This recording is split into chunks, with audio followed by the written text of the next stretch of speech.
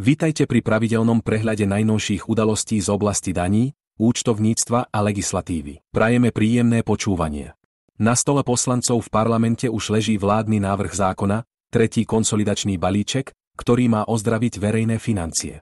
O jeho schválení sa bude rozhodovať v zrýchlenom legislatívnom konaní. Balíček prináša viacero zásadných zmien v daňovej oblasti.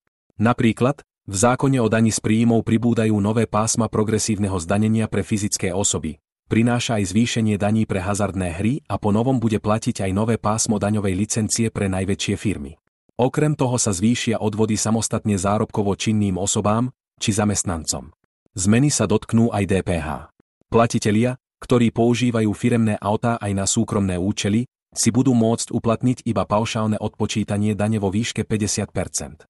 A pri niektorých vybraných potravinách sa zvyšuje DPH z doterajších 19 na 23%.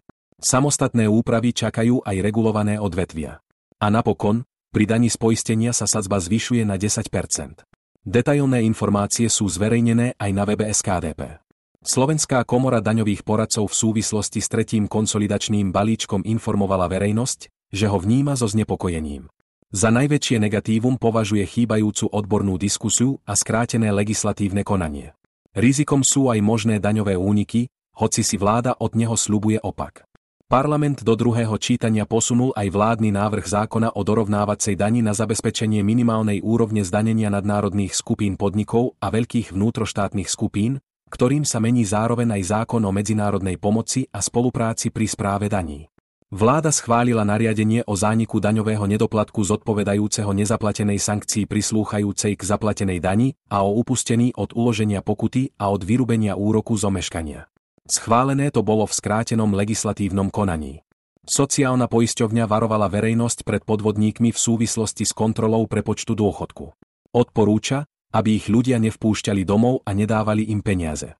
V oblasti vzdelávania Akadémia daňových poradcov pripravila viaceré školenia. V septembri sa uskutoční školenie na tému fotovoltaika a s tým súvisiace zmeny. Od októbra štartuje cyklus seminárov, ktorý záujemcov pripraví na skúšky daňových poradcov. Okrem toho sa uskutoční aj webinár na tému skupina platiteľov DPH v praxi. Rozsiahlejší prehľad informácií z oblasti daní a odvodov nájdete vždy v stredu v našom spravodajcovi. Ak nechcete zmeškať žiadne číslo, prihláste sa na jeho odber prostredníctvom webu SKDP. Ďakujeme, že nás počúvate.